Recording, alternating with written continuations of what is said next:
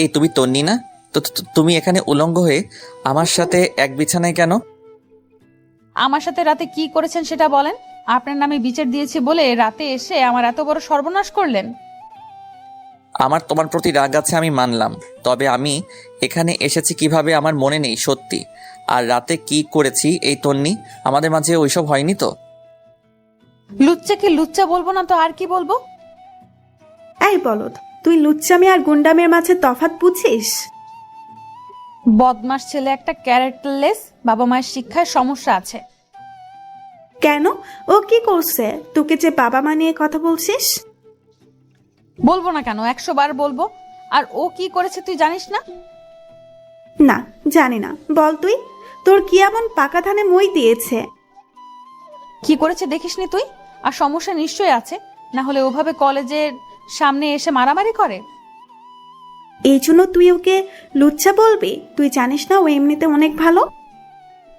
অবশ্যই বলবো, লুচ্চা লুচ্চা লুচ্চা। 100 বার না, 1000 বার বলবো। দামড়ি মেয়ে, ওই ছেলে যেইটা করে এটা গুন্ডামি, বুঝেছিস? লুচ্চামি না। কিভাবে বুঝাই তোকে? আমি তো জানি ওইটাই লুচ্চামি। আমাদের ক্লাসের ছেলেরা যে কথায় কথায় মেয়েদেরকে লুচ্চা বলে, আমি তো ভেবেছি আমাদের মারামারির জন্য বলে। আরে না রে, হাবলু লুচ্চা মানে যে ওইসব করে, ওইসবের প্রতি একটু ইন্টারেস্ট বেশি। ওইসব করে মানে? ওইসব আবার কি? ওইসব মানে যাদের ক্যারেক্টার খারাপ, মেয়েদের সাথে খারাপ আচরণ করে। কিন্তু আমাদের কলেজের সাব্বির, ও কিভাবে লুচ্চা? তো আমি তো ঠিকই বলেছি, তুই নিজেই কথা পেঁচাস। তুই যেটা বুঝিস না সেটা কেন বলতে চাস বলতো? আমি যেটা বুঝেছি সেটাই বলেছি। আর তুই তো বললি যে যারা মেয়েদের সাথে খারাপ আচরণ করে তারাই লুচ্চা, তো এতে আমার দোষ? হাবলু, সাব্বির যদি জানতে পারে তুই প্রিন্সিপাল স্যারের কাছে বিচার দিয়েছিস, তাহলে তুই শেষ। বিচার দিতে মন চাইছে তাই দিয়েছি। ও এমনিতে মেয়েদের কিছু বলে না, কিন্তু কেউ ওর বিরুদ্ধে বললে 12টা বাজিয়ে ছাড়ে। আর তোকে কে বলেছিল বিচার দিতে? ওই ছেলে ক্লাসে ঢুকে মারামারি করলে কি করব, বিচার দেওয়া ছাড়া? মারামারি ছেলেরা করবে না তো মেয়েরা করবে। আর তোকে কি মেরেছে ও? কেন তুই জানিস না? আজকে আমার সামনে কয়েকটা বেঞ্চ ভেঙে ফেলেছে, আর একটা কাঠের টুকরো এসে আমার গলায় লাগে, অনেকটা ছিলে গেছে। এই জন্য তুই বিচার দিবি? ও তো আমাদের ক্লাসের পক্ষেই। থাক, বাদ দে। কি বিচার দিয়েছিস? বেশি কিছু বলিনি, বলেছি যে স্যার সাব্বির একটা 1 নাম্বারের লুচ্চা, ক্লাসের ভেতর এসে উল্টাপাল্টা আচরণ করে। আর দেখেন আমায় কি করেছে। এভাবে বলেছিস? এভাবেই বলেছি। তুই তোর ক্যারেক্টারে লাল কালির দাগ বসিয়ে দিয়েছিস। ও জানে যে বিচার দিয়েছিস? জানে। প্রিন্সিপাল স্যার ওকে ডেকে এতগুলো করে বলেছে, আর যাওয়ার সময় আমার দিকে কিভাবে যেন তাকিয়েছিল, যেন ওকে ভয় পাই আমি। সাবধানে থাকিস। ওর রাগ সম্পর্কে জানিস না তুই। ও কিন্তু ভালোর ভালো আর খারাপের খারাপ। রুমের ভেতর তোয়ালে পড়ে শুয়েছিল তন্নি। মাত্র গোসল দিয়ে বের হয়েছে আর ফোনে কথা বলছিল রাইমার সাথে। তখনই বাইরে কাঁচ ভাঙার শব্দ শোনা গেল। তন্নি দরজা খুলতে যাবে, তখনই মনে পড়ল যে বাড়িতে তো আব্বু আম্মু নেই, তাহলে এখন কে এলো? তখনই বারান্দার দরজায় টোকা পড়ল। তন্নি ভাবল বাতাসে আওয়াজ হচ্ছে। ভীত হয়ে 1 পা 2 পা করে এগিয়ে গেল তন্নি। দরজা খুলতেই কেউ একজন রুমে প্রবেশ করলো। তন্নি কিছু বলতে যাবে তার আগেই তন্নির মুখ চেপে ধরল। তন্নি প্রচণ্ড ভয় পেয়ে গেল, কিছু বলতেও পারছে না, আর অন্ধকারের জন্যে কিছু দেখতেও পাচ্ছে না। শুধু গরম একটা হাত ওর মুখে অনুভব করছে। তন্নি করছে, কিন্তু শব্দ করতে পারছে না। মুখে থাকা হাতটা আস্তে আস্তে এবার তন্নির গলায় নামলো। তন্নি ভয়ে শব্দ করতে পারছে না। হঠাৎ তন্নিকে কিস করতে লাগলো অন্ধকারে দাঁড়িয়ে থাকা লোকটা। তন্নি ছোটাছুটির চেষ্টা করছে কিন্তু পারছে না। তবে এটা বুঝতে পারছে যে লোকটা নেশাগ্রস্ত। তন্নি ছোটাছুটি করতে গেলে তন্নির পরনে থাকা তোয়ালেটা খুলে যায়। উলঙ্গ দাঁড়িয়ে আছে তন্নি, ভয়ে রীতিমতো কান্না করছে। লোকটা তন্নিকে জড়িয়ে ধরল, কিন্তু ভার সামলাতে না পেরে পিছনে থাকা বিছানায় পড়ে গেল। তন্নি আর একটা অপরিচিত লোক এক বিছানায় শুয়ে আছে। ভয়ে তন্নি জ্ঞান হারালো। সকালে সূর্যের আলো চোখে পড়তেই ঘুম ভাঙল তন্নির। রাতের কথাগুলো যেন এক মুহূর্তের জন্য ভুলে গেছে তন্নি। কিন্তু পাশে চোখ পড়তেই দেখতে পেল সাব্বিরকে। যে ঘুমুচ্ছে, যখন নিচের দিকে তাকালো দেখল সে সমপূর্ণ উলঙ্গ। এটা দেখে একটা চিৎকার দিল সাব্বির। লাফ দিয়ে ঘুম থেকে উঠে গেল। এই কি হলো? আপনি চেঁচাচ্ছেন কেন? এটা বলে সাব্বির তন্নির দিকে তাকিয়ে যেন হাঁ হয়ে গেল। এই প্রথম কোনো মেয়েকে উলঙ্গ দেখছে। তন্নি বিছানার চাদর টেনে নিজের শরীরে পেঁচিয়ে নিল। সাব্বির বুঝতে পারছে না কিভাবে এলো এখানে, আর তন্নির এই অবস্থা কেন। এই তুমি তন্নি না? তুমি এখানে উলঙ্গ হয়ে আমার সাথে এক বিছানায় কেন? আমার সাথে রাতে কি করেছেন সেটা বলেন। আপনার নামে বিচার দিয়েছি বলে রাতে এসে আমার এত বড় সর্বনাশ করলেন। হেই তন্নি, বুঝতেছি না। আমি জানি যে তুমি আমার নামে বিচার দিয়েছো, কিন্তু এজন্য আমি ওই রকম কিছু করব এরকম ছেলে আমি না। সেটা আমি কালকে রাতেই টের পেয়েছি। আপনি কিরকম ছেলে, মদ খেয়ে গ্লাস ভেঙে বাড়িতে ঢুকে আমার সাথে যা যা করেছেন।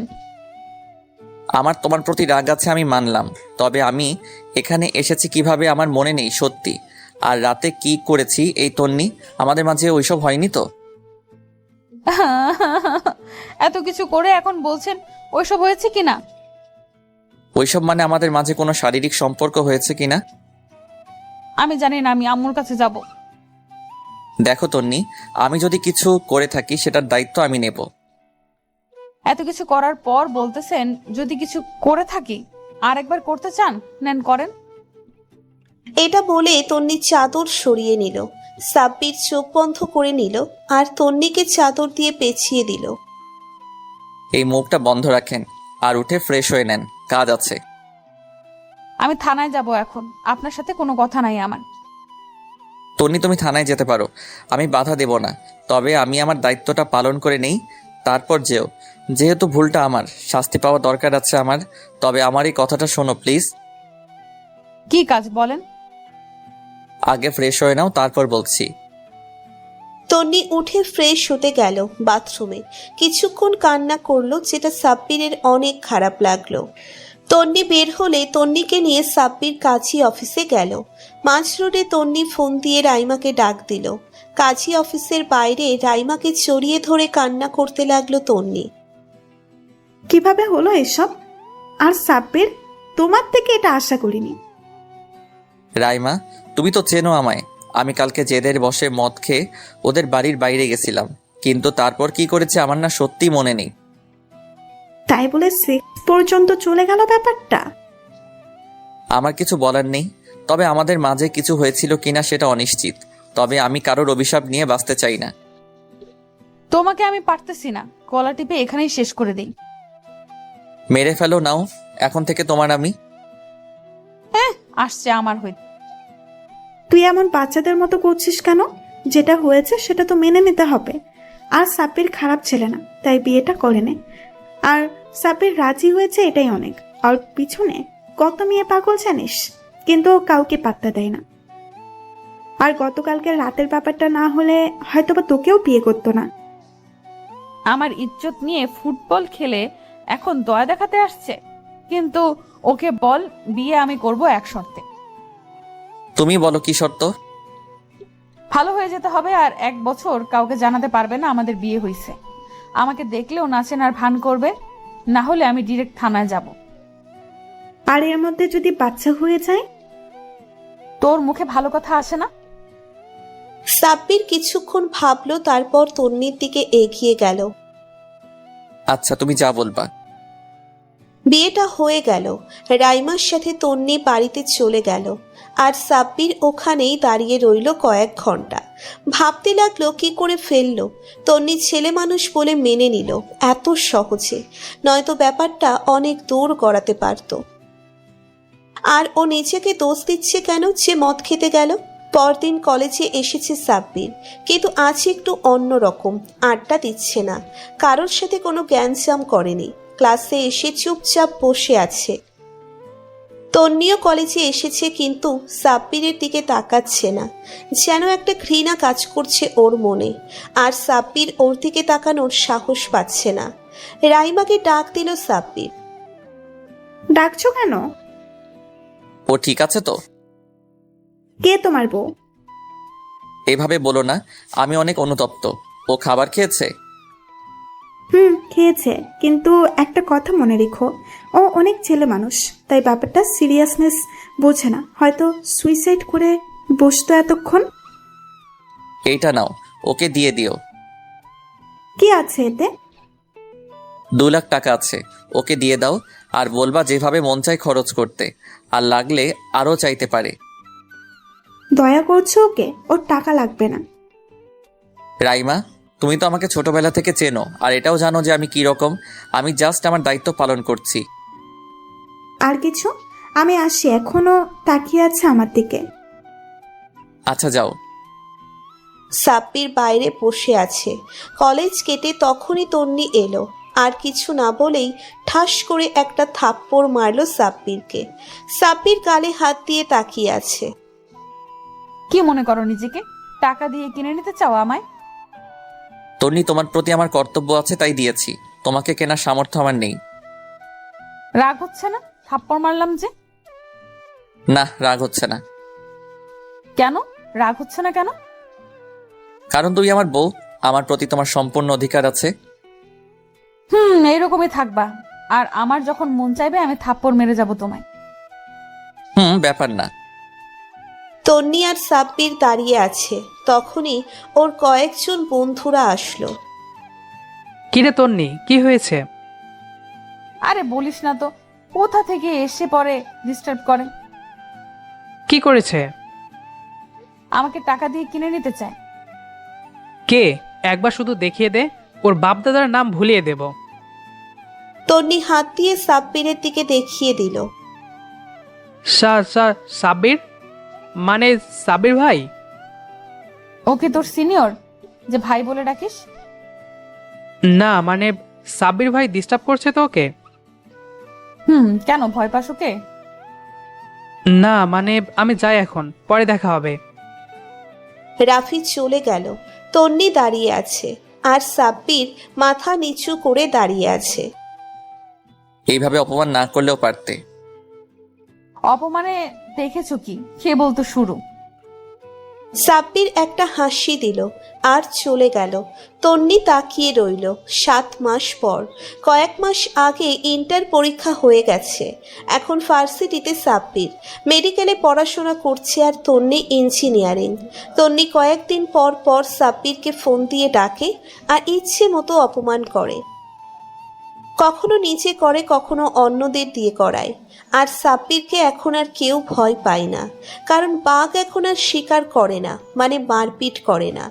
রাজনীতি করে না তন্নি, যা বলে তাই করে। রাইমা অনেকবার তন্নিকে বোঝানোর চেষ্টা করেছে, কিন্তু তন্নি শোনেনি। বাড়িতে পড়াশোনা করছিল সাব্বির, তখনই ফোন বাজতে লাগলো। কোথায় তুমি? বাড়িতে আছি। কেন? বাড়িতে আছো না অন্য কোথাও? সত্যি বাড়িতে আছি।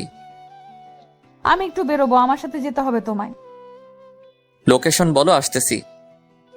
সাব্বির বেরিয়ে পড়ল বাড়ি থেকে। তন্নি রোডের ওপাশে আর সাব্বির এই পাশে। সাব্বির রোড ক্রস করবে ওই পাশ থেকে, তন্নিও রোড ক্রস করে এপাশে আসতে নিল। তখনই ওপাশ থেকে আর একটা গাড়ি এসে তন্নিকে চাপা দিতে নিলে সাব্বির তন্নিকে সরিয়ে দিল ধাক্কা দিয়ে। আর গাড়িটা সাব্বিরকে বলের মতো ছুঁড়ে ফেলে দেয়। সাব্বির রোডের পাশের একটা গাছের উপর গিয়ে পড়ে। তন্নি কিছুক্ষণের জন্য থ হয়ে যায়। কি হলো ঠিক বুঝতে পারল না, মাথা কাজ করছে না। দৌড়ে গেল সাব্বিরের কাছে। মাথা সহ সারা শরীরে রক্ত ঝরছে। আশেপাশের সবাই মিলে হাসপাতালে নিয়ে গেল। ওটিতে নিয়ে গেছে ডাক্তাররা। ক্রিটিক্যাল অপারেশন, ব্রেন হ্যামারেজ হয়েছে। তন্নিকে এসে জিজ্ঞেস করলো ডাক্তার যে কি হয় রোগীর। তন্নি বলল যে স্ত্রী। ডাক্তার তন্নির কাছ থেকে সই নিয়ে গেল। বলল যে বাঁচার চান্স খুব কম, বুকের কয়েকটা হাড় ভেঙে গেছে, ফুসফুসেও আঘাত পেয়েছে। রাইমা চলে এসেছে, সাথে তন্নির আব্বু আম্মু। এইদিকে সাব্বিরের আব্বু আম্মুকে খবর দেওয়া হয়েছে। তন্নির সবাইকে বলল কিভাবে হয়েছে সবটা, বিয়ের ব্যাপারটা বলল, কিন্তু কেন হয়েছে সেটা বলেনি। ডাক্তার অপারেশন থিয়েটার থেকে বের হলো, বলল যে অপারেশন সাকসেসফুল, কিন্তু ব্রেনের আঘাত, তাই রিস্ক আছে কিছুটা, আর জ্ঞান ফিরতে অনেকটা সময় লাগবে। 3 দিন পর সাব্বিরের জ্ঞান ফিরল, নিজেকে নিজের বাড়িতে আবিষ্কার করলো। সাব্বিরের আব্বু আম্মু নার্স সহ সাব্বিরকে বাসায় শিফট করেছে। সাব্বির বিছানা ছেড়ে উঠতে গেলে মাথায় ব্যথা অনুভব করলো। তোমার জ্ঞান ফিরেছে? আব্বু আম্মু সাব্বিরের জ্ঞান ফিরেছে। উফ মাথাটা। এই তোমার আব্বু আম্মুকে ডাকছো কেন? আর আমি এই বাসায় কেন? আমায় ক্ষমা করে দাও সাব্বির, আমি তোমায় অনেক কষ্ট দিয়েছি, আমার জন্যই তোমার এই অবস্থা। আরে পাগল মেয়ে, কাঁদছো কেন? আমি তোমার প্রতি রেগে নেই। অনেক কষ্ট হয়েছে তাই না এতদিন? আরে না, আমি কষ্ট পাইনি, তবে বেঁচে আছি এটাই অনেক। এখন বলো তুমি এখানে কেন? আমি সবাইকে বলে দিয়েছি তোমার আমার বিয়ের কথা। এই ব্যাপার আব্বু আম্মু বকেনি তো তোমায়? না, তোমার মতো ওনারাও অনেক ভালো। আগে এটা বলো, তুমি আমার প্রতি রেগে নেই তো? আমি তো তোমার প্রতি রাগ করিনি কখনো, শুধু দেখতে চেয়েছিলাম তুমি আমার জন্য কি কি করতে পারো। অনেক কিছু করতে পারি, তবে করার সুযোগটা তো পেলাম না। এই আব্বু আম্মু আসবে, চুপ করো, যা করার রাতে করো। অনেক কষ্ট দিয়েছি তোমায়, আর কষ্ট দিতে চাই না। আমার একটা বেবি চাই। কেন, 2টা নিলে সমস্যা? না, তবে পরিশ্রম একটু বেশি হবে। পরিশ্রম করতে ভয় পাই না আমি। দেখা যাবে।